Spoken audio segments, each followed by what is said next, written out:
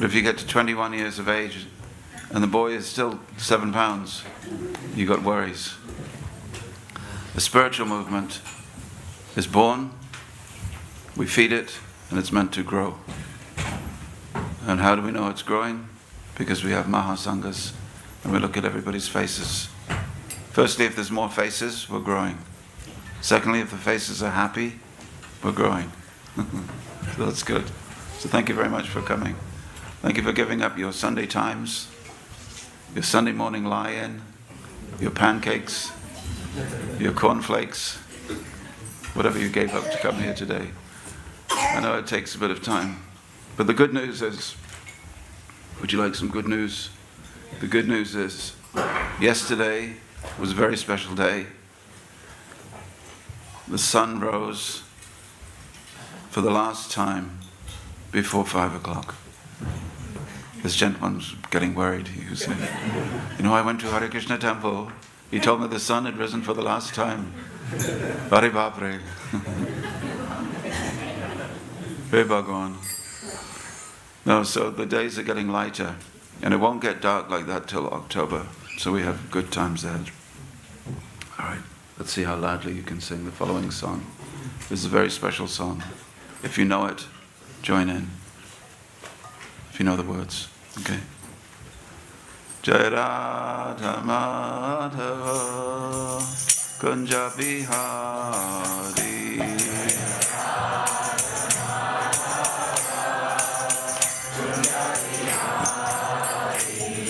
Jai Radha Madhava Kunja Bihari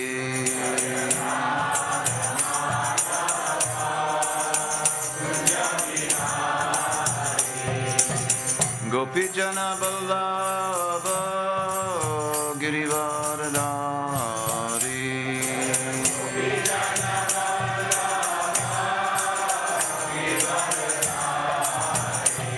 Oh Gopi Jana Vallabha Girivardhari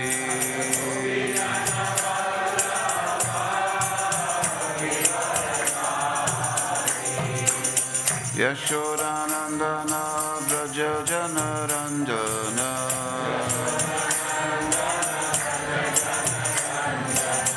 Yashodanandana Braja Janaranjana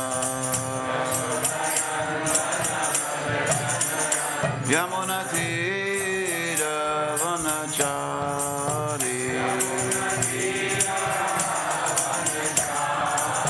Yamunatira Vanachari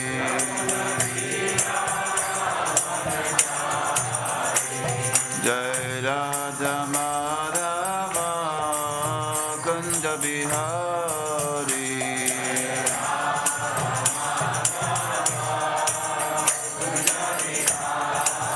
Gopi Jana Vallabha Girivardhari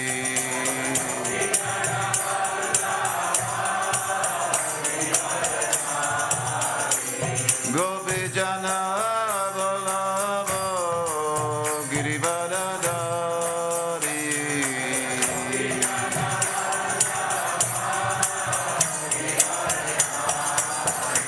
Oh Yashodanandana Braja Janaranjana Yashodanandana Braja Janaranjana Yamunatira Vanachari Yamunatira Vanachari Jaya Radha Madhava Kunja Bihari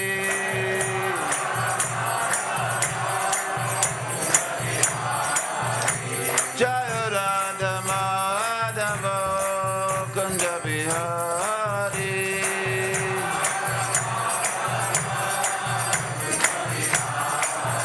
Jaya Radha Madhava Kunja Bihari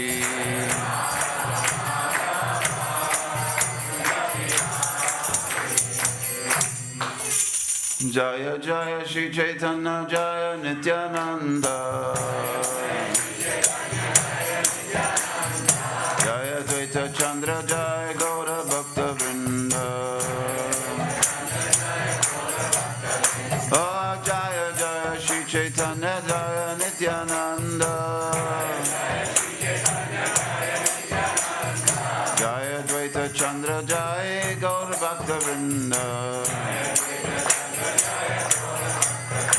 Oh Jaya Jaya Shri Chaitanya Jaya Nityananda. Jaya Dvaita Chandra Jaya Gaur Bhakta Vrinda.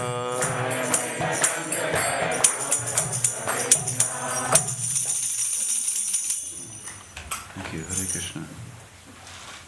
Hare Krishna, so welcome again. Thank you.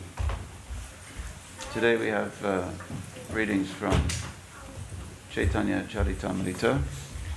We're on the Madhya Lila, and we're on the, what is it, 16? 15? 16. We're continuing reading from the 176th verse of the Chaitanya Charitamrita, the life and pastimes of Sri Chaitanya Mahaprabhu. And Lord Chaitanya is trying to go to Vrindavan. He's trying to go to Vrindavan. But when you become famous as a great saint in India, you get stopped everywhere you go. Everybody wants to touch you, isn't it? In India, everybody wants to touch you. They want to get some blessings, some ashirwad. Sometimes that can stop you even being the spiritual personality that they want to touch you for. You want to go to the holy places and people want to stop and talk. 176, we'll read, and then 186 is our verse today. After thinking this, so what's happening is that as a Muslim great king, they've just gone over the border.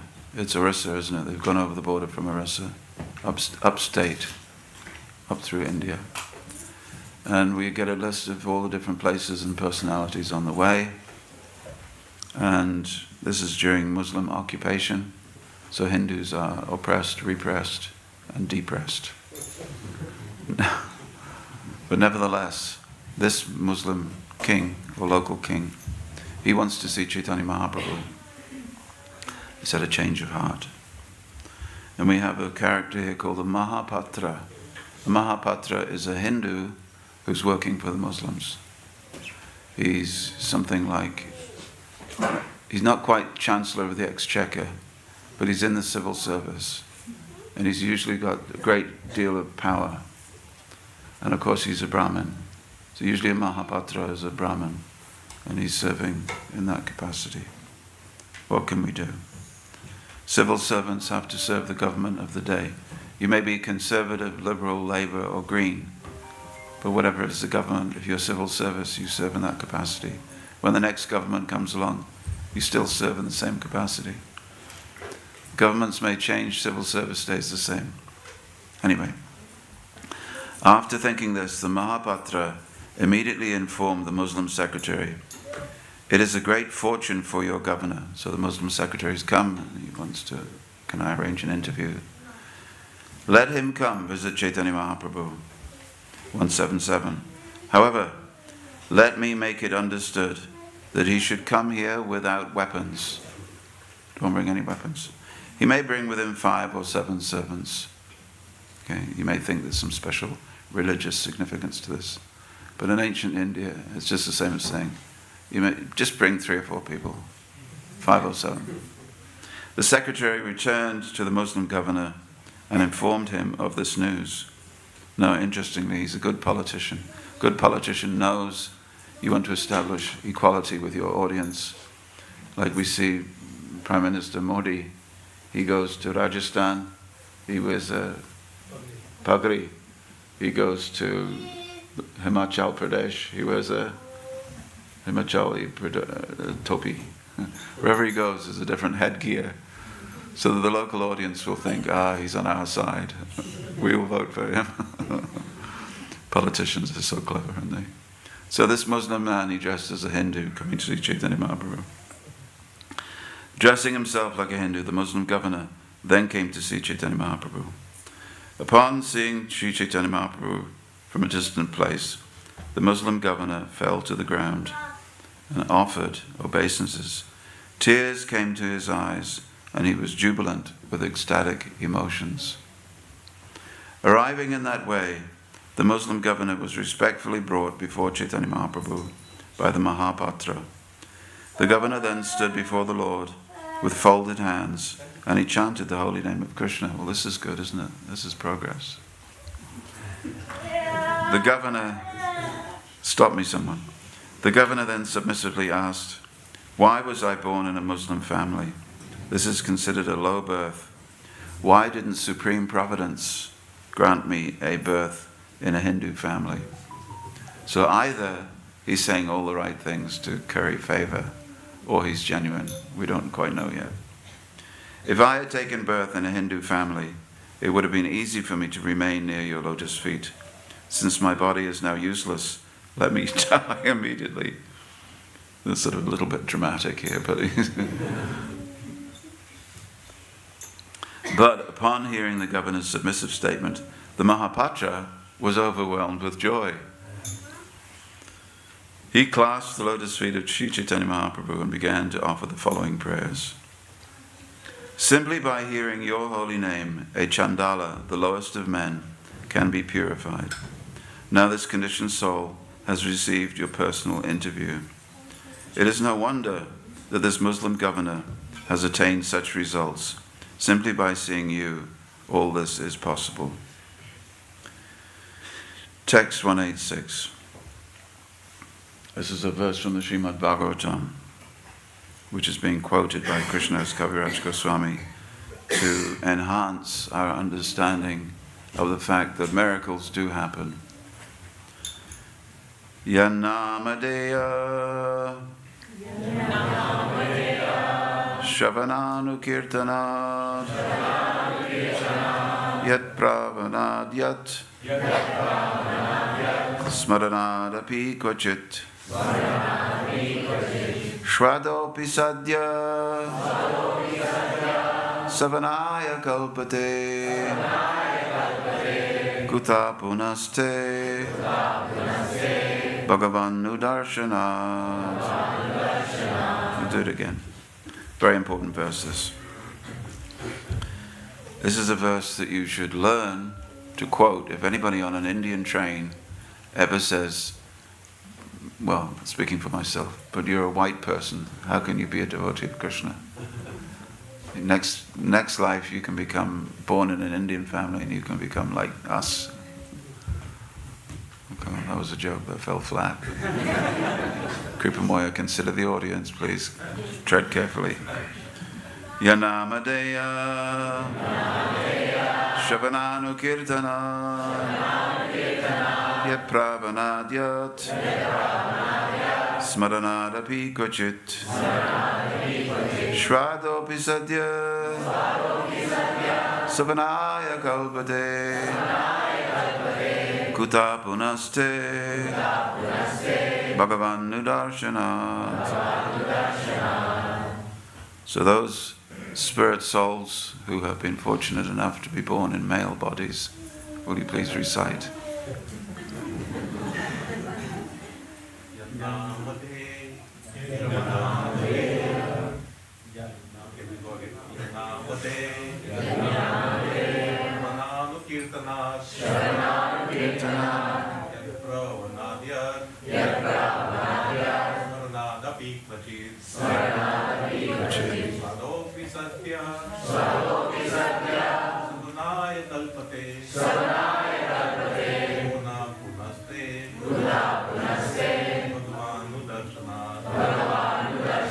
Thank you. Ladies.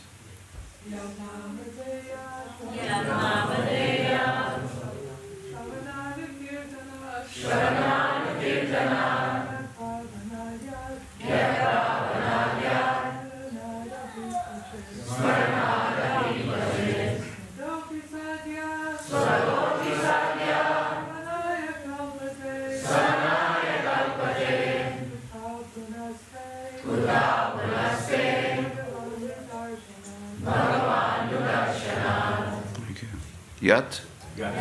Of whom? Namadeya. Of the name. Shravana. From hearing. Anukirtanat. And thereafter from chanting. Yat? To whom? Prahvanat. From offering respects. Yat? Of whom? Smaranat. From simply remembering. Api. Also. Kvachit. Sometimes. Shraada. A dog eater. Api. Even. Satya. Immediately. Savanaya. For performing Vedic sacrifices. Kalpate. Becomes eligible. Kuta. What to speak. Puna. Again. Te. Of you. Bhagavan. O Supreme Personality of Godhead.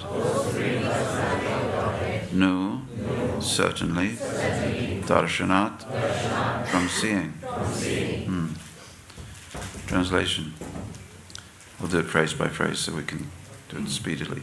To say nothing of the spiritual advancement of persons who see the Supreme Person face to face, even a person born in a family of dog eaters becomes immediately eligible to perform Vedic sacrifices if he once utters the holy name of the Supreme Personality of Godhead, or chants about him, hears about his pastimes, offers him obeisances, or even remembers him. Purport of this verse. This is a quotation from Bhagavatam 3:33-6. According to this verse, it does not matter what position a person holds. One may be the lowest of the low, a chandala or dog eater. But if he takes to chanting and hearing the holy name of the Lord, he is immediately eligible to perform Vedic sacrifices. This is especially true in this age of Kali. Everyone can chant this verse all together very, very loudly. Exercise your lungs, please. 1, 2, 3. Hare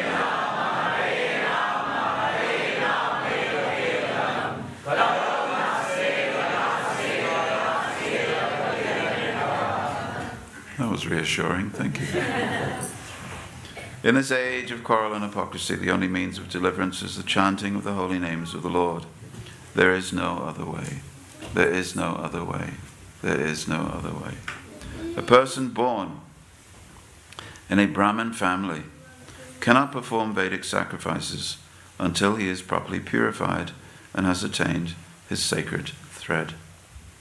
However, according to the present verse of Sri Chaitanya Charitamrita, quoted from Bhagavatam, it is understood that even a low-born person can immediately perform sacrifices if he sincerely chants and hears the holy name of the Lord. Okay? That's one chunk. Prabhupada continues, sometimes envious persons ask how Europeans and Americans in this Krishna consciousness movement can become Brahmins and perform sacrifices. They do not know that the Europeans and Americans have already been purified by chanting the holy name of the Lord, which is as follows. Hare Krishna, Krishna Krishna, Hare Rama, Rama Hare. This is the proof. Shradopi Sadya Savanaya Kalpate. One may be born in a family of dog eaters, but he can perform sacrifices simply by chanting the Maha Mantra. Those who find fault in the Western Vaishnavas should consider this statement from Srimad Bhagavatam and the commentary on this verse by Srila Jiva Goswami. In this regard, Srila Jiva Goswami has stated that to become a Brahmin one has to wait for purification and undergo the sacred thread ceremony, but a chanter of the holy name does not have to wait for the sacred thread ceremony. We do not allow devotees to perform sacrifices until they are properly initiated in the sacred thread ceremony. Yet according to this verse, an offenseless chanter, offenseless chanter of the holy name, is already fit to perform a fire ceremony, even though he is not doubly initiated by the sacred thread ceremony. This is the verdict given by Devahuti, the mother of Lord Kapiladev, when he was instructing her in pure Sankhya philosophy. Hare Krishna. Om Jnana Timirandasya Gyananjana Shalakaya Chakshurumilitam Yena Tasmai Shri Gurave Namaha. So I looked at Srimad Bhagavatam 3:33-6. It's got an interesting couple of words here. The original commentator, the 11th century commentator, Sridhar Swami, he brings up in his commentary to this. He says, here the word sadhya, immediately, is used. And Sridhar Swami also remarks that one can immediately become eligible to perform Vedic sacrifices. So, we know that not even a blade of grass moves without the will of Krishna. Therefore, the family that you take birth in is also arranged by Krishna through the agency of Mother Nature, material nature, which means that if you take birth in a particular family, let's say you take birth in a family of a potter, your mother comes from a long line of pottery makers, ceramic people. Okay, let's crank it up a bit. Ceramic artists. Your father comes from a long line of pottery people. What are you going to be, Harry Potter? What are you going to be? You're going to be a potter, aren't you? Or you'll have at least the tendency. A, because of the birth and you got the DNA. B, that you watched your parents make pots all the time from babyhood. You watch your parents. What is it, the tendency? And your father's getting old now and needs help in the workshop to make pots. There is still a great demand for pots. You can easily make money if you make pots. Your father's fingers can't move as fast as they can before. He needs help in the workshop. What are you going to do? You're going to study art, aren't you? You're going to go to a technical college and study engineering. No, the tendency is that in a village system, you would become the potter. But it all depends on this fact. It depends on the fact that there's only one potter per village. That's the Vedic system. As soon as, in India, as soon as they introduced plastic lotus made from a factory in Bombay, it decimated all the pottery craft workshops in all the villages around the area. So the tendency is, if there's a need for potters, and you're trained as a potter, by birth you're a potter, there's a tendency there. Some people aren't blessed with having two parents who do the same thing. That was the old system. If you're a potter, who are you going to marry? Who are you going to marry? You're going to be a potter. Because when you sit down to talk, you understand each other. You use the same language. Okay? Now, we would think today, oh, we don't like the sound of that. Everyone should be free to marry. Yes, everybody's free to be mixed up.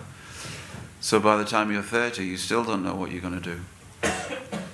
Time you're 35, you still don't know what are you going to do. Well, I think I might go back to college and study something. Great confusion. There should be no confusion about what you're going to do in life from the age of 12.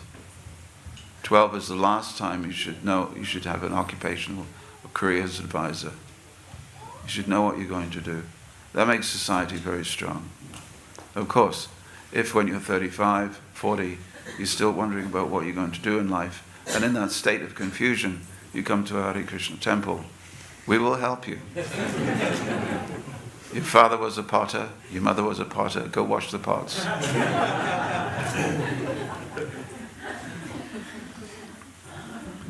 So, but even a child born as a Brahmin, which is the top of the Vedic social hierarchy, even a child born has to become trained.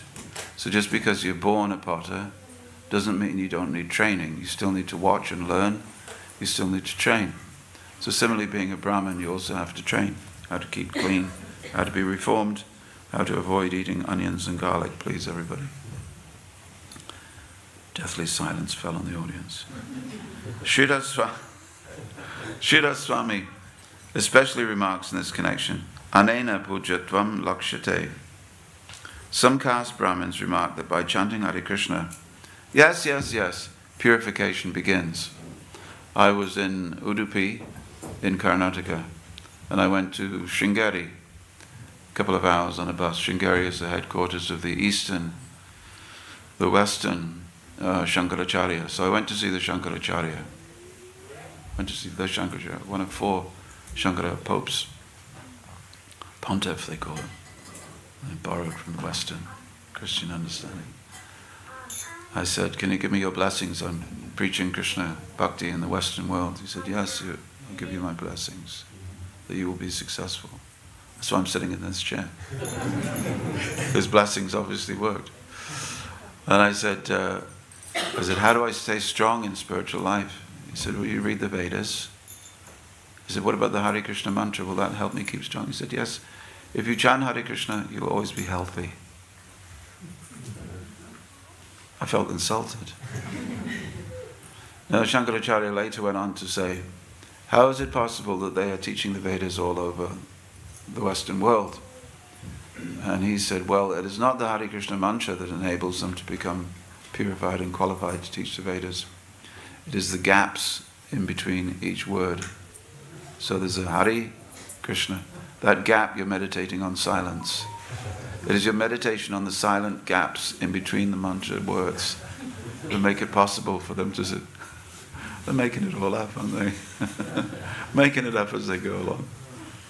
So they sometimes think, how is it possible that Bhaktivedanta Swami had the whole Western world, including Australia and Russia, and everybody wearing tilak and chanting the Hare Krishna? How did he do that? He must have paid them. They must have been desperate low-class people. We even hear this sometimes from our own devotees. I've even heard it in a Bhagavatam class given in this very room. Someone from India came and he said, well, when Prabhupada came to the West, they were all hippies and drug takers and debauchees. No, they weren't. Some very nice people came. We weren't all hippies. I was never a hippie. Confused, yes. Eater of dogs, no. But I came. So sometimes people do say that.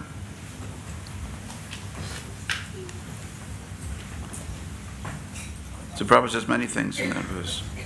So sometimes people say, the chanting of Hare Krishna, your purification begins, then can you become a Vaishnava? Yes, of course you become a Vaishnava. Punara Janma, they say. I've even had it said to me, Punara Janma. In your next life, you take birth in a Hindu family. This life is very good, very nice. You've taken the one man wearing trousers and a suit. He looked at me and he said, very nice dhoti, veshti, very nice kurta, very nice choki, very nice. You've taken up our Indian culture. In your next life, you can be born in an Indian family. I said, sir, thank you very much. I take this as a great blessing. So anyway, this is a very interesting purport. So, what is it that we've got against dog eaters? What is it that we've got against dog eaters? Traditionally, in India and in Greece and in ancient Egypt and in many ancient cultures, the dog was associated with eating bodies that had died, that were improperly cared for. The person died at the side of the road, as was sometimes the case in very hot countries, and the dogs would come along and eat that person's body. Can you imagine? So for another person to come and catch that dog who's just eaten the dead body of a human being and cook and eat that, well, that's pretty low, isn't it? That's pretty low. You can eat meat, but gosh, that's scraping the bottom of the cooking cuisine hierarchy. So dogs were associated with dirty things because they're dirty. Now sometimes when you see an evaluation of this by a Western scholar, you will say, well, the Hindus were very interested in ritual purity. And you know what, it's a study of religion now is very much coded by anthropology. Anthropology looks at religions, you could say, equivocally. They look at religion as a product of man, product of mankind. Therefore, what you wear on your head, if you bow down, lie down, touch your forehead. It's all equal. It's just how you as a community choose to worship. All God is imaginary, obviously. We're not theologians. We're anthropologists. But now the theologians listen to the anthropologists who say, yes, in this part of the world, people, when they went to a holy place, they put a turban on their head. In this part of the world, when people went to a holy place, they took a turban off. I once went to meet the Archbishop of Canterbury, and he told me, he said, because he'd just come back from India, so the Archbishop said, well, he said, usually the study of religion is just a description of what people do, how they sing, what language they use, what they wear, what they eat and what they don't eat. He said, but I want to go a little bit deeper. So, interesting man, he was interested in the philosophical side. So there's the cultural side, the anthropology, because you can deal with that, you see. Theology you have to talk about, and we don't know if any of it is real. But anthropology, I know that when people go on a Sunday morning to the Hare Krishna temple, they will have clay on their nose, and they will wrap themselves in a white sheet. Okay, I'll study that. That's very interesting. This makes it Hindu. Okay, we've got that. We've figured that out. So you see people study in different ways. They see things in different ways. So they say ritual purity. Now when they say the word ritual, what do they mean? When you hear the word ritual, what does it mean?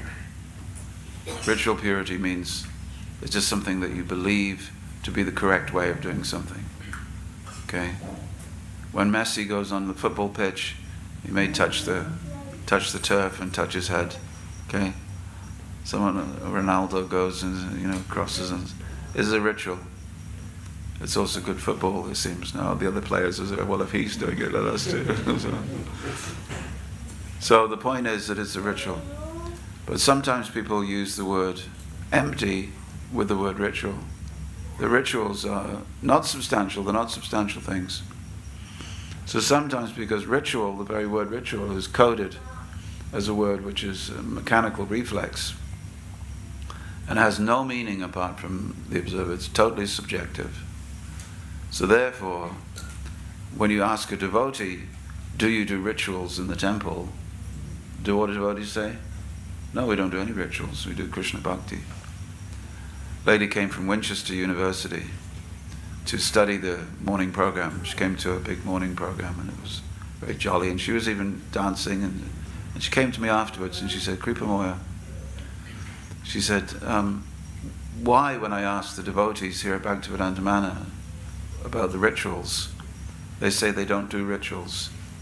She said, but they do, because they walk into the temple, they ring the bell, that's a ritual. They bow down, that's a ritual. The curtains open, you sing the same song every day, that's a ritual. You turn around, you come back, you walk to the end of the room, you sing and dance. Halfway through the song, you start jumping. Okay? Why does everybody start jumping when people start Chakudana? We've got to jump now. Jump. Everybody jumping. Okay? And then we bow down and someone goes Jai Om. It's a ritual. We come and we have Charanamrita, it's a ritual. But we don't like to call it ritual, because ritual for us and ritual for the Western world has become empty ritual. So when they say ritual purity, do you do this thing because of ritual purity? Okay? Well, yes, we should embrace that, but not in the way you mean ritual. When we say ritual, a Vaishnava ritual, it's very important, because that is actual purity being developed. So why is purity? Then the word they use purity, and you'll see where I'm going this in a minute, please give me your patience. Purity means something imagination. If you eat this food, you become impure. Oh, this is your belief system. No, if you eat the flesh of a pig, you are consuming per cubic centimeter more bacteria than any other animal. So the reason why, halal and kosher do not eat pigs, because they are objectively dirty, not subjectively, according to a belief system. Similarly, if you pollute your body with any dead flesh, you are becoming impure. Why? Because you're filling your bodily system with tamaguna and rajaguna. plus all the fear chemicals that come, the hormones that come at the time of the animal slaughter. So therefore, it is not simply a subjective opinion that you're becoming impure. So then we have to consider the theological side. What are we trying to do? The soul is become impure by dint of the fact that the soul is identified with the body. This is a level of impurity. We're trying to purify ourselves from that identification. So how do we do that? We break that identification. How do we do that? Well, we look at our body in the mirror and we say, my dear Lord, this body is not mine, this body is yours, and we put on tilak. We do achman, Om Keshava. I offer everything I have, I offer to Keshava. Everything I have, I offer to Ananta, Govinda, Hari, Narayan. This is how we become purified. Or we smash our bodily identity by saying, as Chaitanya Mahaprabhu did, Naham Vipro Nacha Narapatira Napi Vaishona Shudro. I'm not any of the Varna system. Naham Vipra. I am Gopi Bharat Das Dasanudasa. Now, we have a problem with dogs. We have a problem with dogs. Dogs have changed their identity. They're shapeshifters, these dogs. They started off as ritually impure, okay, which they are, contaminated. Touch a dog and, you need 17, touch a dog in India, my God, you need 17 different injections. You ever touched a dog in India? Mother Krishna Purna got bitten by a dog. She didn't touch a dog, but she got bitten by a dog. 17 different injections, mainly for rabies. Very polluted. But because of hunting for animals, using dogs, what's happened is that dog has become man's best friend. And in this part of the world. I was in Chicago and I wandered through a shopping mall, translation, shopping center, and I saw mothers pushing babies in strollers. And I thought, oh, that's nice. At least one part in the Western world, the birth rate has gone up, okay, because birth rates are shrinking all over the Western world. So I said, this is very nice, let's see some babies. So I said, hello. And I looked in another stroller. Little babies, they had little baby puppies in their strollers. I thought, oh my God, it's like a nightmare. Well, the women can't have babies anymore, but they can give birth to puppies. And of course they call them. I said, you ask them sometimes, do you have a baby at home? They said, no, this is my baby. I have a fur baby. This is Kali Yuga, folks. We're deep in it. So this is an inversion of the level of dogs in society due to an overabundance of emotional identification. In other words, I will get some emotional enjoyment from this animal. And it's a sentimentalization of society in general. Now what has happened is because we have a problem with inequality, injustice and inequality. There's a natural hierarchy in society, but we want to flatten that hierarchy because of a greater evil called persecution, oppression, the Holocaust, where one person was subdued, oppressed, repressed and killed because of their identification as a Jew, because of identification as a homosexual, identification as a gypsy, something like that. So in order to scupper all that and to never again, we never want that to happen again, we say, all men are equal. Have you heard that? America is based on this principle, all men are equal. And yet, we still see that there's a hierarchy. Is it a fact that everybody is equal? No. We do not see that. Now, we see that one person will earn the Victoria Cross. It's like my grandfather. He didn't win a Victoria Cross, but he was serving under someone who did, whose name was General Sir Redvers Buller. and under fire of people shooting at him, he ran out and brought home 2 men. For his bravery, he was given the Victoria Cross. Easier to get the Victoria Cross with Queen Victoria on the throne, but there you go. So, and then some men, they stab a woman 23 times, as has just been the court case last week. So what should we do with them? We have to lock them up. Well, the man that was locked up yesterday, every week somebody is locked up for a life sentence because they're intrinsically evil, and we cannot trust them to walk the streets. Whereas another person, we reward them because they're only thinking the welfare of others. So immediately you have a top class of selfless person and a bottom class of selfish person, and everybody's in between. Everybody's in between. So we reward someone for becoming selfless, and we punish someone for intense selfishness. You see? So there's no such thing as equality. And of course, in our Vedic understanding, everybody is born with certain tendencies. And what you do in this current life is that you fight against your selfishness, and you try to develop your selflessness so that you become a better version of yourself. We should all aim to become a better version of ourselves than our birth and our conditioning subject us to. You understand? We should all try to be better versions. You may not win a Victoria Cross, you may not be a brain surgeon, but that doesn't mean you can't practice medicine. If someone is a brain surgeon, they're very highly respected, isn't it? Why?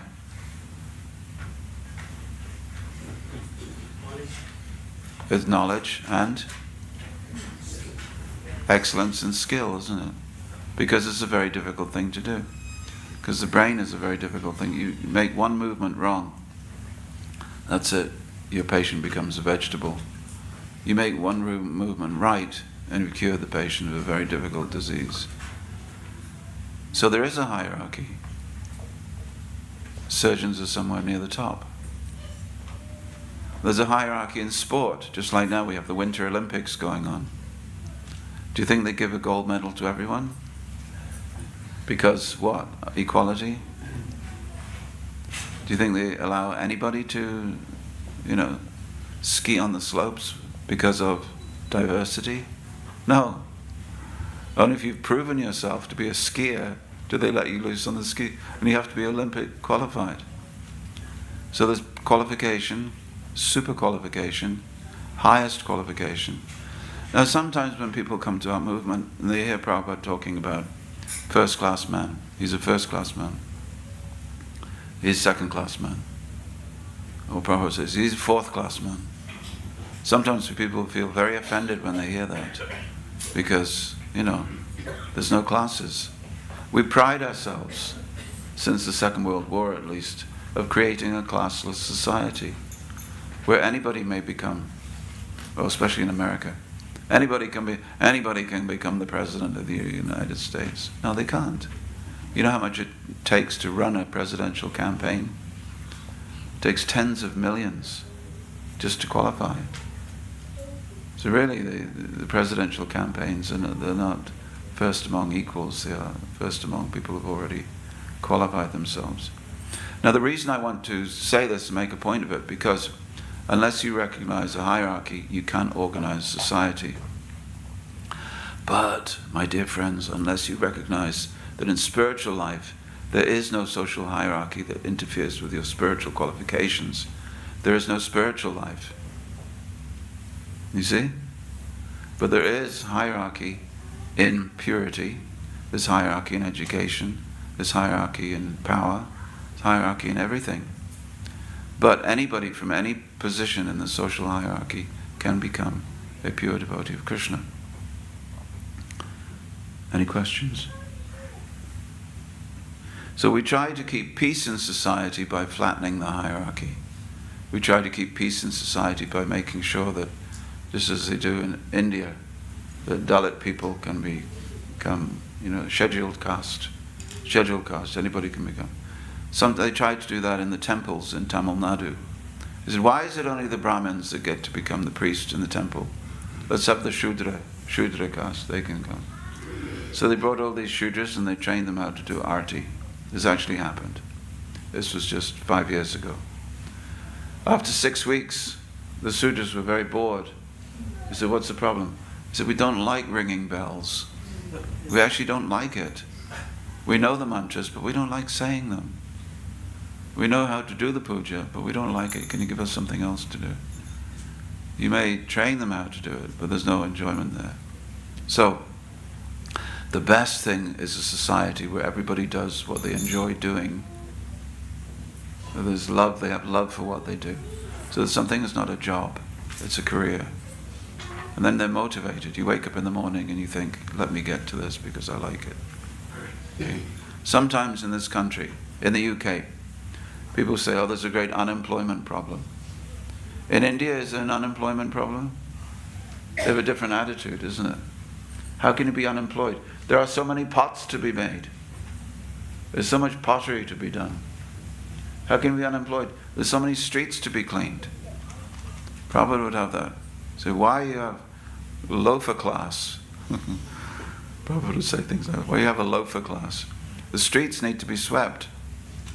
You see? Everybody can do something. What do they call that in India now? Swadesh? Saf? Swachh Bharat? Swachh Bharat, yeah. Clean India, yeah. The point is, where there's something to be done, you do it. You see. Anyway, I don't want to lecture those who have a different opinion, but we flatten a hierarchy in order to create a sense of equality or equal opportunity, equal choices. But still, at the end, you may be surprised to know that we have confusion. And the political class, they're not Kshatriyas. They're bureaucrats at best, pen pushers. So we say, oh, we don't like this government. Then you elect in another bunch of pen pushers. This is a big problem. Because no one's actually leading. Because they don't know where they're going. How can you lead unless you know where you're going? All you know is how to keep the boat afloat. But you don't know the direction the boat is going in. Okay? So one thing is a manager, the other thing is a leader. You understand the difference? Yeah. A manager is someone who says, cut the jungle. A leader is someone who gets up on a ladder and looks and says, wrong jungle. So we're trying to keep a society going which is led by bureaucrats. Now, all that being taken into consideration, and I could speak for a long time, but I know that you won't tolerate that. If you get on a train at Hooghly Station in Calcutta, do it sometime, and you go to a place called Burdwan. It used to be called Burdwan, now it's called Bardhaman. Over the last 20-30 years we've had India renaming many places. Bombay, which was easy for English people to say, became Mumbai. It was more difficult for a British person to say. But now, since 48 you've gone, so 47 you've gone. So we will rename our own towns. So Burdwan, which was easier for us to say, became Bardhaman. So you get the train to Bardhaman and you stop 2 hours after you've got on the train. There's a little station called Jaugram. If you get off the station there's not much happening there. But if you get off and you walk down the road 2 miles, you'll get to a place called Kulina. They didn't rename it yet, so you can still find it. Kulina Gram. It's a small village in which there was a family called Basu. And some of them were Mahapatras and some of them were qualified Brahmins. Chaitanya Mahaprabhu went to that village and he especially liked the family of a devotee called Satyaraj Khan. His grandfather had written a book, and in the front of the book he said, what did he say? Yes, Gunaraj Khan was his name. The book was known as Sri Krishna Vijay. And in the book he says, Krishna, the son of Nanda Maharaj, is my life and soul. And from just that one statement, Chaitanya Mahaprabhu loved that family. He said, even a dog, this is interesting, even a dog in the village of Kulinagram is very dear to me. Okay, another inversion. We're having fun today, aren't we? So from this verse, from this dedication, he says that Gunaraj Khan has revealed his ecstatic love of Krishna. So then he asked all of them to kindly provide silken robes for Jagannath when they came. So they came. And he told them to always serve the Vaishnavas. Now if someone, opens up our discussion here. If someone says, always serve the Vaishnavas, the next question is, what's a Vaishnava? Yeah. Like if someone says to you, get initiated by a guru, next question is, what's a guru? Yeah, what do they look like? Krishna was talking to Arjuna about self-realized person. Arjuna said, what's a self-realized person? What do they look like? How do they act? How do they walk? How do they talk? You want to know? So Lord Chaitanya Mahaprabhu gave a reply the first year. He said, a Vaishnava is that person who chants the name of Krishna once. Chants the name of Krishna once. I was making a list the other day of people who've chanted the Hare Krishna, just said Hare Krishna once. There's a lot of people. Very famous person called Colonel Sanders, have you heard of him? I'm sure you have. Okay. Colonel Sanders was in a wheelchair, being pushed through an airport, and a devotee came and tried to sell him a book. He said, what's the book about? He said, well, it's all about Krishna, Hare Krishna. And Colonel Sanders said, Hare Krishna to you too. They pushed him on his way. So that one, even though he has the blood of millions upon millions and millions and millions of chickens on his hands, still, by chanting the name of Krishna once, I think there's some benefit. We hope so. Dear God, we hope so. Elvis Presley, before he died, he used to babysit, as you know, our B.B. Govindaswamy, when he was a young boy, whose name was Sean. And Elvis used to take him different places because the father of Sean was one of the people who got Elvis Presley his first contract.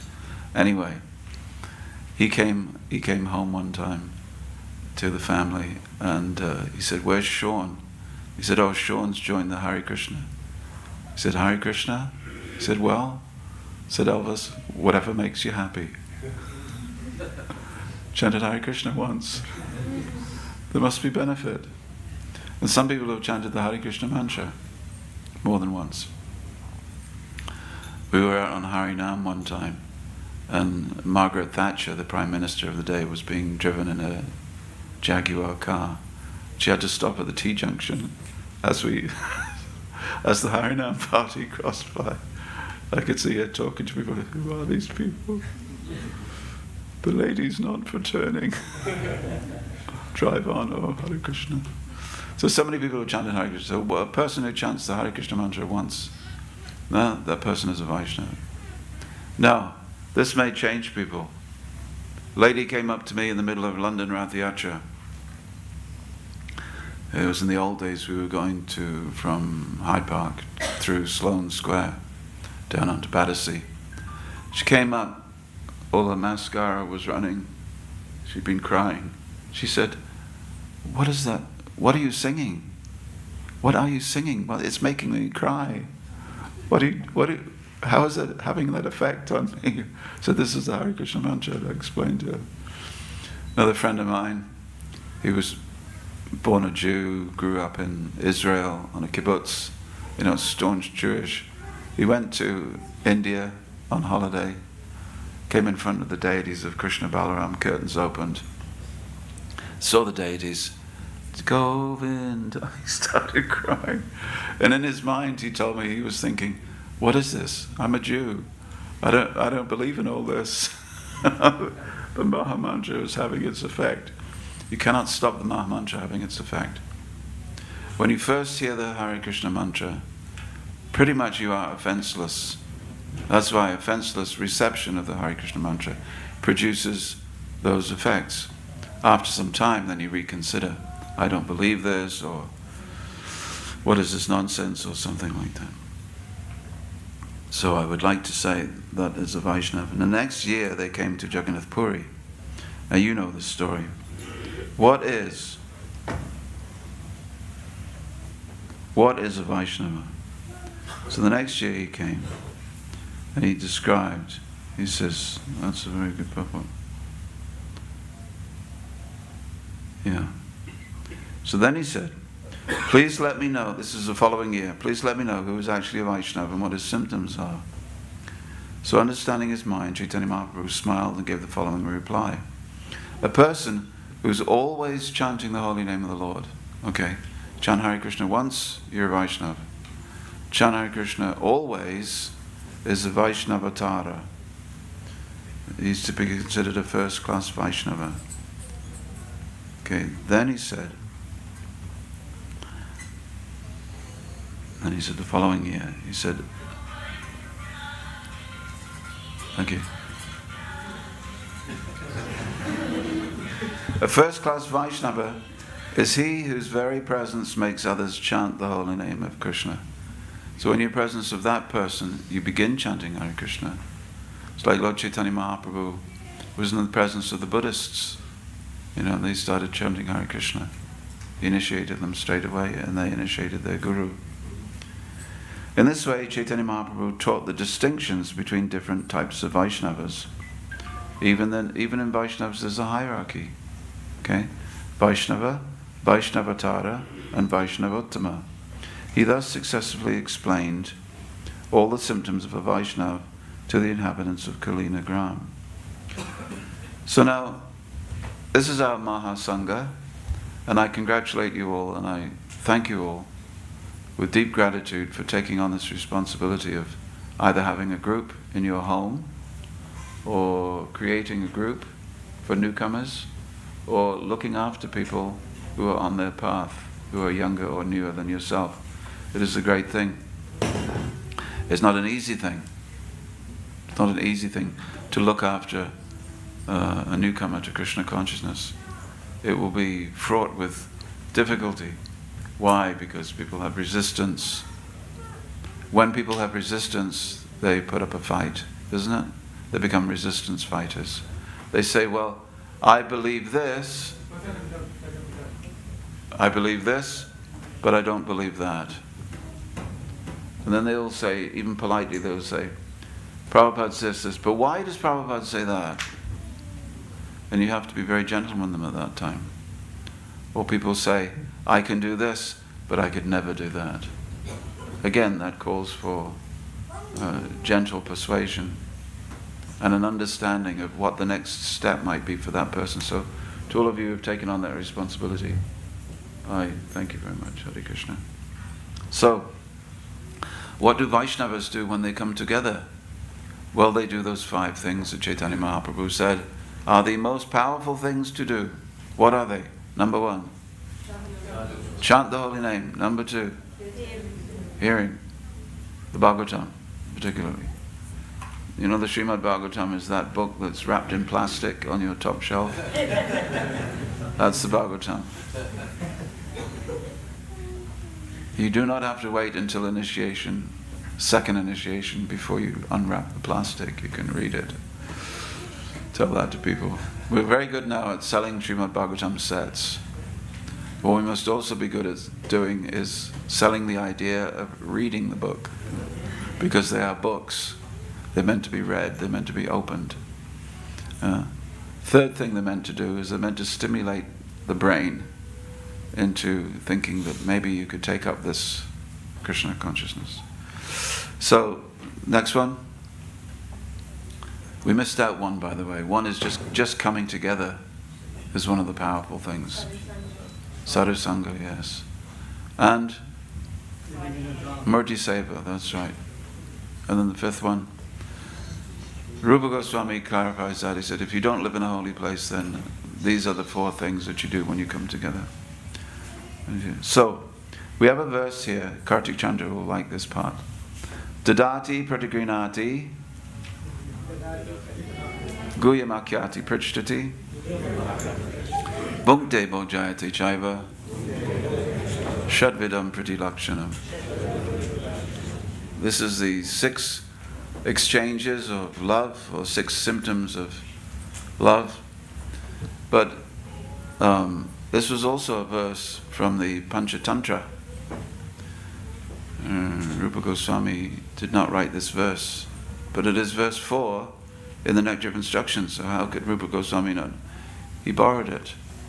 Just like Vacho Vegam Manasakroda Vegam is borrowed from the Mahabharata.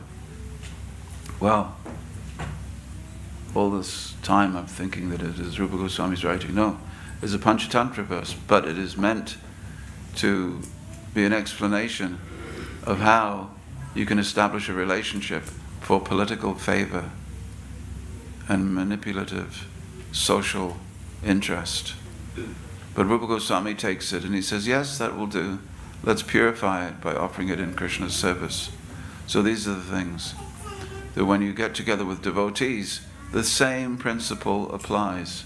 It's just a more purified version of the original. What is a purified version? It means when it's dedicated to Krishna. So, Guyamakyati Prichati doesn't become state secrets. It becomes secrets of the heart. Tadati Pratigranati. So all these things are giving gifts and receiving gifts. And sometimes devotee says, what does Rupa Goswami really mean when he said that? You know, Prabhupada comments and said, devotees give gifts to each other. It's knowledge. Knowledge is also a gift. Prasad is a gift.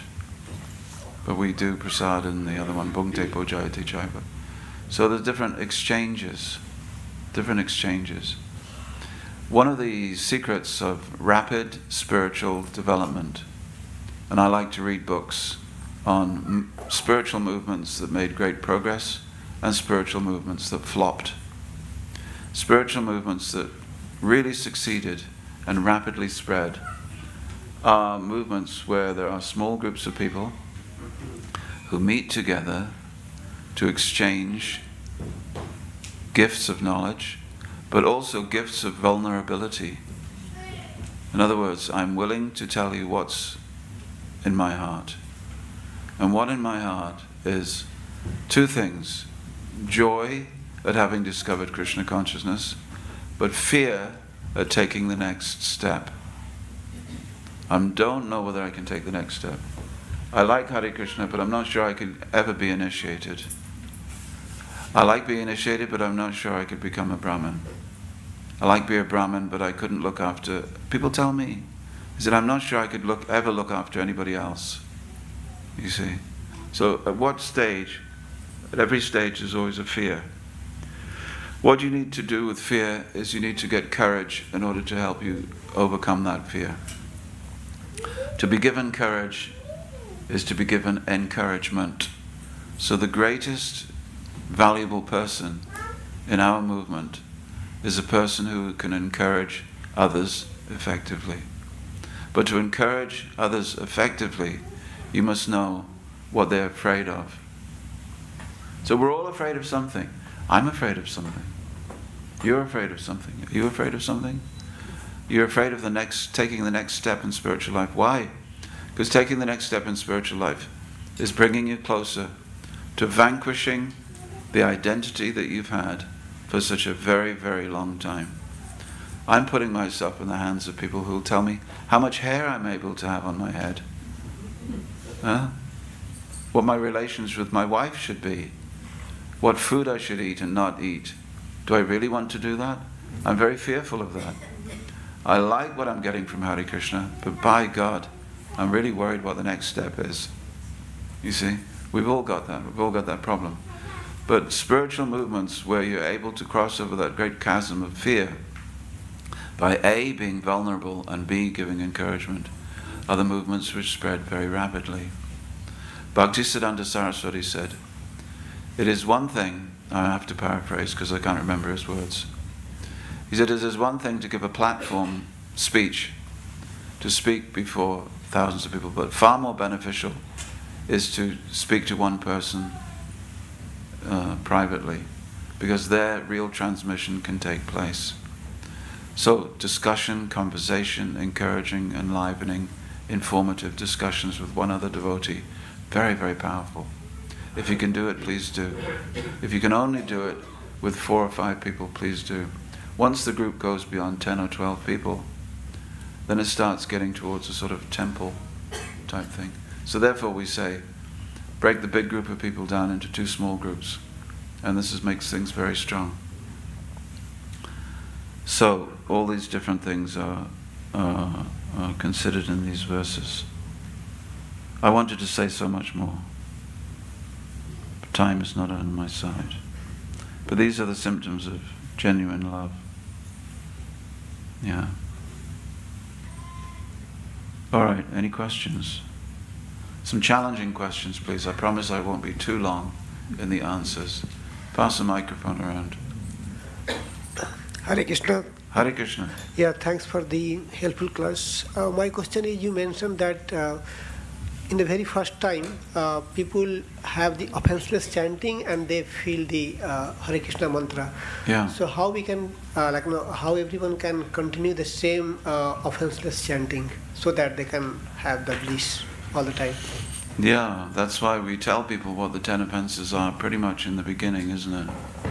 We recite the 10 offenses as a daily practice. You must know what they are, otherwise you may be inadvertently breaking them. Yeah. So how the people, in the very first place, they have offenseless chanting, and what happens in the due course of time, they get the offense? Yes, they can do. They may not. If immediately a person sees a Hare Krishna person and they hear the chanting and they say, who are these fools? That may take some time for them. Like another friend of mine, he started his life in bhakti. He had, you know what airwear boots are? Dr. Martens boots. Big Dr. Martens boots halfway up his calf. He was a very vicious fellow. And he used to make a habit of coming and kicking the devotees on Harinam as they went down Oxford Street. This was his beginning. So not exactly offenseless chanting. In fact, it was offensive non-chanting. Kicking a devotee is very offensive. That's the first, Sadhuninda. So it's not the way to begin. But he began his life like that, kicking the devotees, until they started putting male devotees at the back of the chanting party. Anyway, he eventually came closer, because even after kicking them, the devotees invited him back over to Shadam. And he said, who are these people? Who are these people? All my life I've only had to deal with people who are, they'd give me back what I... People feel anger within. They feel betrayal within. They feel that somebody in a powerful position has done them wrong. So when they see people who are governed by an invisible power, they feel these people should not exist, they shouldn't be here, because they're responding to a higher power. Damn that higher power, I will kick them.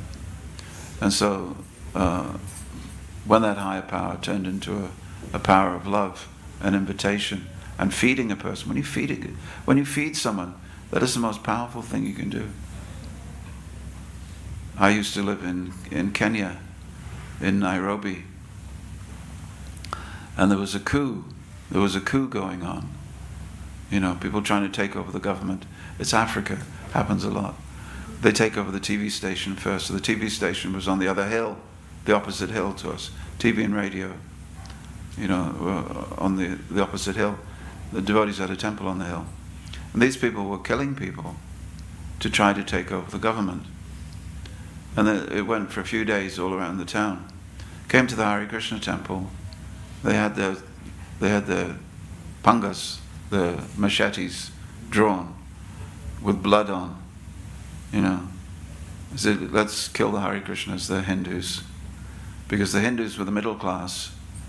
The British, they got rid of the British, but the Hindus were still in place. They ran the businesses and the factories. Let's get rid of them, so that we can generally have freedom in this country. So many Hindus became killed. even some of our life member friends, came to the Hare Krishna temple. Said, oh no, these people, they feed people. They feed us Africans. Food for life. See? They give out thousands of meals to the poor. Let's let them go by. Okay. Feeding people is very powerful. Anyway, my point is that his heart became transformed. His heart became transformed. So, Krishna, it seems, gives us a free sample of love of God in the very beginning to encourage us. This, you want some more of this? This is what it can be like. Please join these people. And I confidently tell people that you need these free samples regularly in order to, but Krishna makes you work hard for the next free sample. The next free sample is not free. But unless you have these experiences, these tangible experiences of love of God where your heart melts, I don't think you can go on to the next stage of Krishna consciousness. So how do I get my, well, you know, what's a special instruction? Is there a special mantra? Yes. Hare Krishna, Krishna Krishna, Hare Hare, Hare Rama, Ram Ram. But don't chant 4 rounds here, and 3 rounds here, and 2 rounds here, and then another 6 rounds over here. Chant, immerse yourself. Just like a plane taking off. The plane has to start faster, faster, faster, faster. Only when it reaches 130 miles an hour can the plane take off. To build up speed, it has to go 20 miles an hour, 40 miles an hour, 50 miles an hour, night time. So to become an expert chanter and experience that heart-melting joy of love of God, even a little bit, as a free sample, so-called, you have to gradually go. So that will develop there. If you chant 1 round and you say it's not working, that's not the process. And the first Hare Krishna record was distributed with a piece of paper, and it said, warning, do not chant this Hare Krishna mantra for prolonged lengths of time. It may lead to states of ecstasy. And of course that 1969, 1970, whenever it was distributed all over the country. What did young people do? Oh, ecstasy. Gonna chant. So I came across my school friends, 3 of them, 4 of them, chanting in the corner of a classroom. I said, what are you doing? They said, we're trying to get to ecstasy. The ecstasy drug wasn't invented by that time. And it was 1970. So then I came back after a few minutes and I said, did it work? They said, no. We chanted for 2 minutes. So bless them for their attempt. And then I tried chanting myself for 45 seconds and it didn't work. No, chanting means you have to really become involved. What is the life of a Brahmin? You know what the life of a Brahmin is? It's said in South India, somebody told me this. A Brahmin wakes up at 2:30 in the morning and he chants. He begins chanting. Has a shower, chanting. Does puja, chanting. Reads the Shastra, chanting. Chanting. Does fire sacrifices, teaches his students, chanting. He chants until 2:30 in the afternoon. Then he has prasad. 2:30 in the morning to 2:30 in the afternoon, he's chanting. That's the life of a Brahmin. So if we want to be fully absorbed in the Hare Krishna mantra, chant. And our mind says, can't. Or as Prabhupada says, can't. Right. Next one. Thanks. Thank you. Yes, ladies. Yes. Now, does this mean that anybody can perform a Vedic sacrifice? According to this verse, yes. Can ladies perform Vedic sacrifices? Can ladies do a fire sacrifice? Someone in India told me, he said, if ladies chant the Gayatri mantra, he said, hair will sprout on their top lip. They will develop a mustache. I said, oh really, thank you. No, ladies can't perform Vedic sacrifices. They can't. How can they? Because if ladies perform Vedic sacrifices, then they'll start wanting to lead kirtan. Then they'll start wanting to give Bhagavatam classes. God forbid they should even start wanting to drive a car. All these things. I'm joking. They're looking very serious. So cooking the offerings, cooking the Raj Bhog. See? It's all meant. I'm joking. Yes, someone. Hare Krishna. Hare Thank Krishna. you so much, Prabhu. My question is in regards to, you mentioned about nurturing people that are new, that come into the movement. At what stage can we go from the diluted preaching or bridge preaching to actually giving them the real deal and not scaring them? Yeah, that's a question of expertise. Prabhupada said that is a question of experience. He said, how do you get experience? He said, you fail. You fail many times to get it right. You scare them away many times. Then finally, you'll understand. But it comes through trial and error, doesn't it? We have to see that most people, it's not simply a question of bridge preaching and then the full deal. It's bridge preaching plus 1, bridge preaching plus 2. Okay? Second step on the bridge plus step 3. Third step on the bridge plus step 4. You have to grade your teaching so that there's a stretch zone. There's 3 zones that people can be in. One is a comfort zone. One is a painful zone. That's what we don't want. But the middle section is called the stretch zone. You do it when you go to the gym, when you're learning how to sit cross-legged, when you do yoga. We do it when we're learning how to get up in the morning at the right time. We're learning. These are physical. And it says that it takes 28 days for someone to learn a new habit. So we have a whole army of new habits that we're asking people to learn. Some people may not be ready for 20 years. In my life, I've been preaching for 50 years. Some people I know have only just become initiated. They came to the movement, like 30 years ago. They've got their first book and came to the temple for the first time.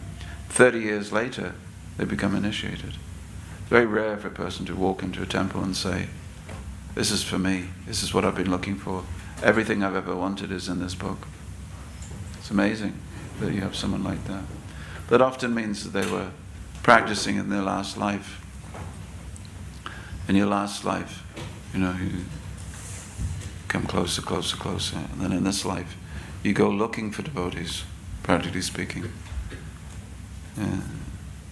A yogi falls down into a family where it will be easy for him to take up yoga again.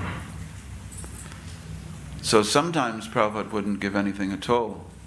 Prabhupada was in Amsterdam one time, and it was Rath Yatra, and there was thousands of people. And Prabhupada just looked at them, and he looked at what they were doing. Some were smoking, some were eating hot dogs. And Prabhupada he was about to give class, about to give a talk. He just turned to the devotee and he said, Kirtan. So sometimes even it wasn't worth it for Prabhupada to do that. Sometimes it's like that. I've been in situations like that. So you have to be very careful. Sometimes you give too little, sometimes you give too much. There was a boy who was he was a shishya, a student of a veterinary surgeon, qualified vet, used to look after all the animals in the town. And one time the boy was walking with his master through the town, and they saw a horse that had swallowed a melon, honeydew melon. He was choking on the melon. So the horse's long neck was like this, and then there was a big lump both sides of the neck. And the boy who was watching his master, the master got a stick, and from outside the horse's neck he smashed the melon, and the horse coughed up the melon. And the next week the boy was in town again, and he saw a man with iodine deficiency begging at the side of the road. So the iodine deficiency gives you a goiter, which is a big lump on the neck. And the boy said, I am the humble servant of a very qualified master. I know how to fix your problem.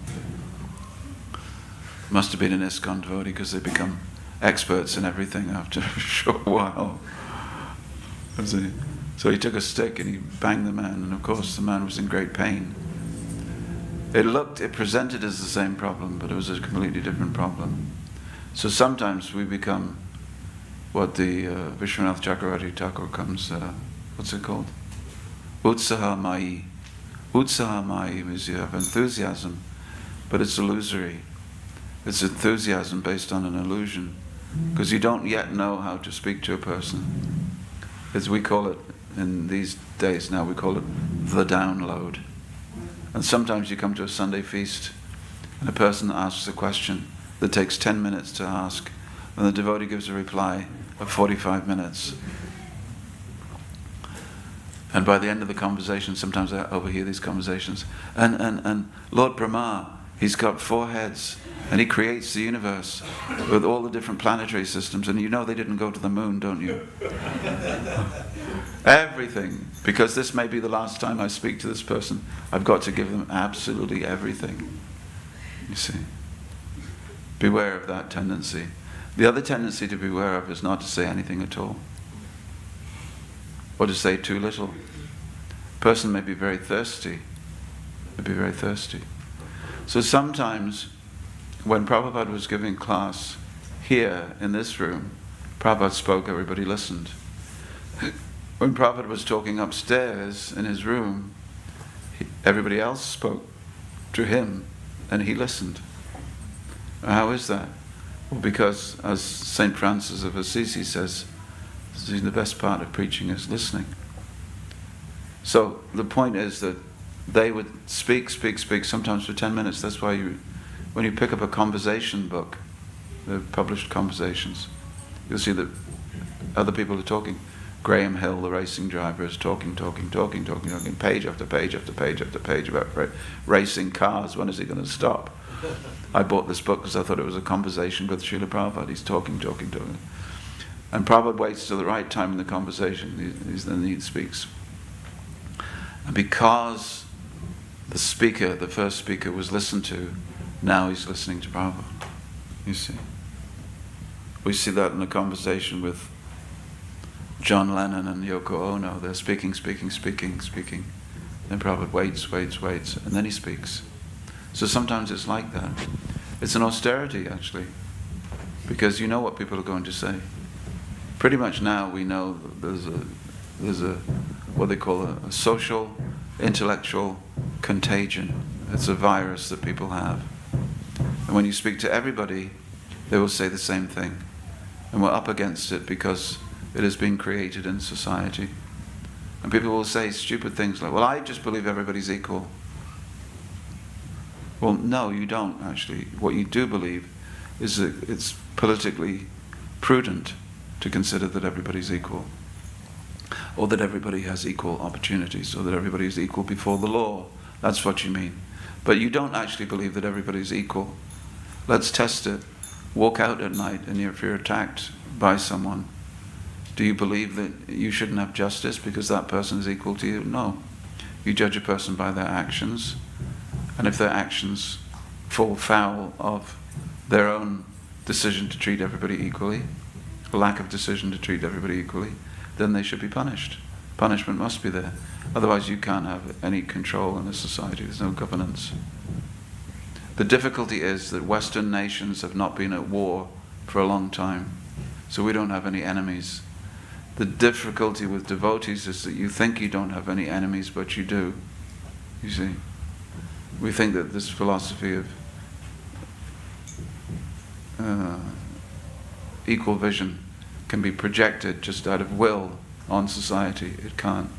There's very real things that we have to change in order that society itself will be supportive of the take-up of bhakti for everyone. There's things that we can be helping with. Therefore, we not only teach bhakti, but we also teach that people should avoid animal foods. We also teach that people should avoid intoxication. It would be a good principle if people avoided intoxication. It would save us a lot of money. It's like the National Health Service. How much money is spent Millions upon millions are spent dealing with obesity, dealing with the results of eating junk,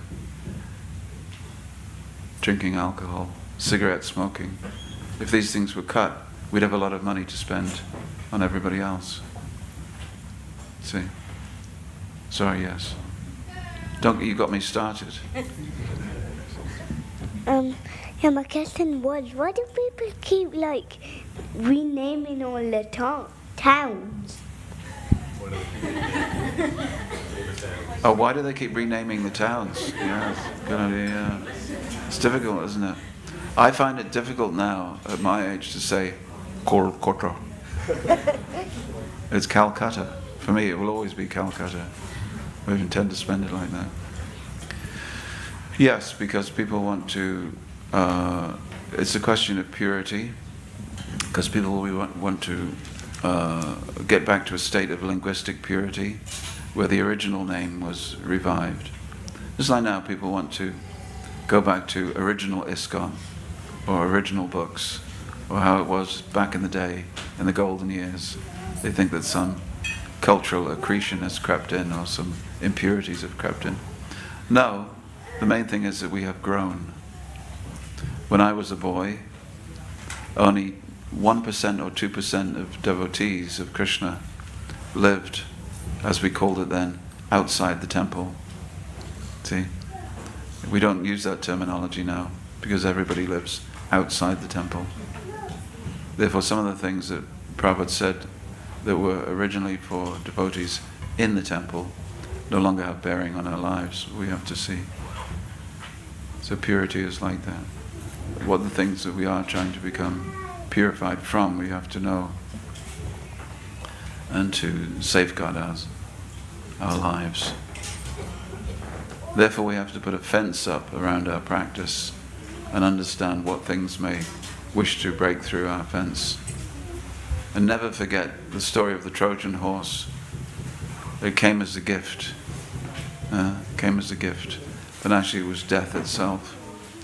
Just like Chanakya Pandit. Chanakya Pandit was in the Maurya dynasty. Chandragupta, King Chandragupta. Chanakya Pandit was actually very strong. And although he was a Brahmin, Brahmins have to discriminate. That's another word that we try to soften these days. Discrimination. Discrimination is a good word. It means things that I should not eat from things that I should eat. You see, discrimination is not a bad word. Oh, do you practice discrimination in your Hare Krishna movement? Well, yeah, we do. Because we choose, it means we haven't completely given up our brain cells. We choose to eat this and sing this, and we reject other things. That leads to purity. So King Chandragupta, he conquered a town, and Chanakya Pandit came in with him.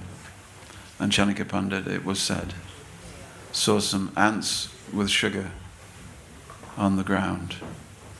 And the king said, we can settle here for the night, and then we can begin to loot the town tomorrow. There's an Indian word, folks, loot. We can loot the town tomorrow.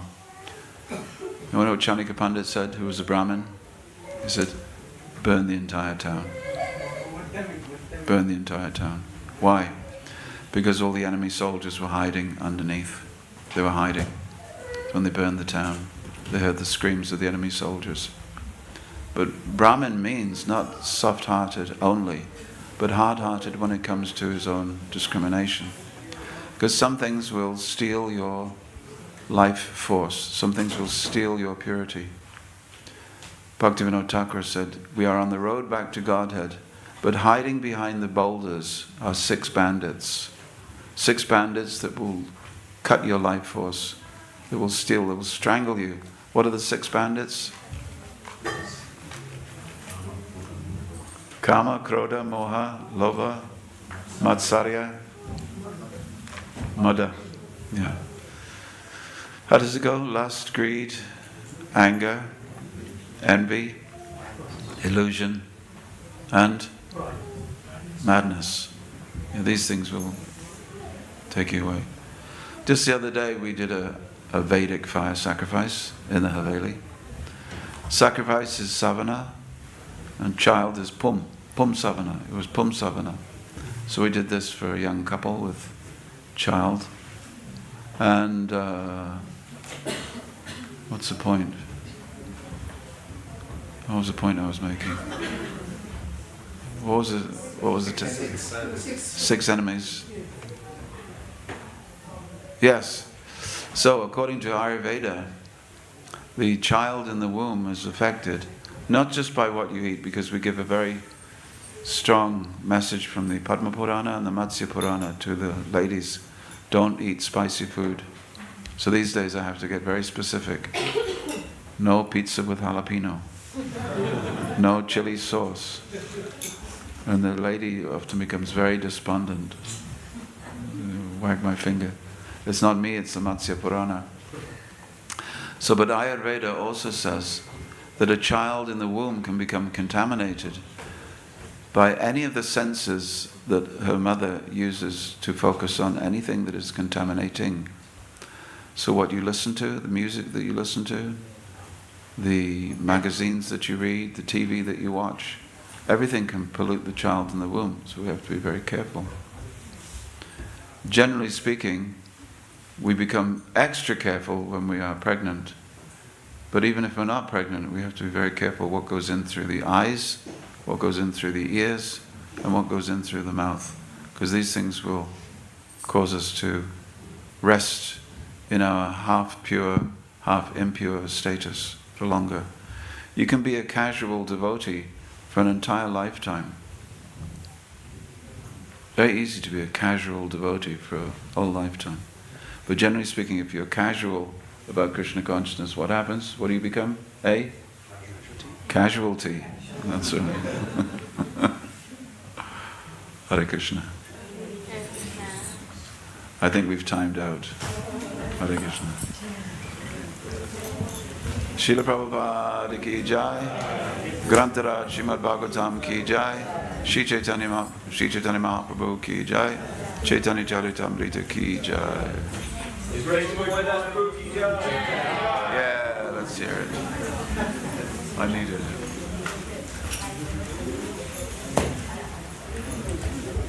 Well, go through that one.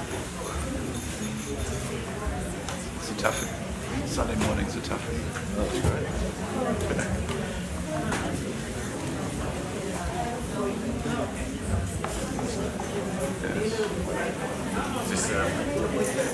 This is a temple one. Yeah, it's a temple one.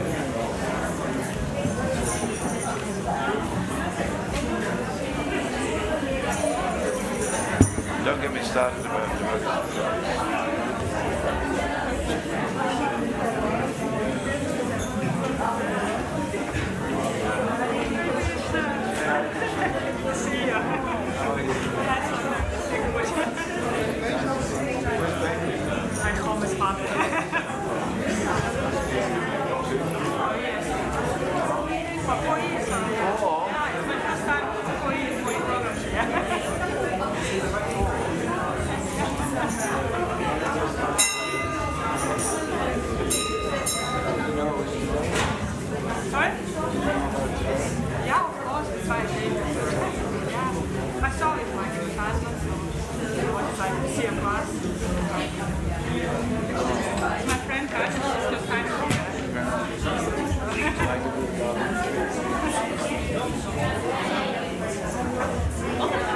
wow.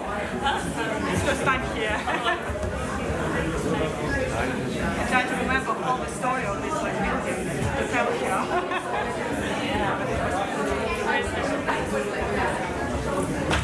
You have some breakfast? Thank you for coming. It's not easy to come here. Are you also Russian? But I've been in UK for a very long time. Come here. Спасибо большое. Спасибо вам. Hare Krishna. I saw you there. I was very encouraged that you stayed. I wanted to say so many things. You spoke from your heart. Oh.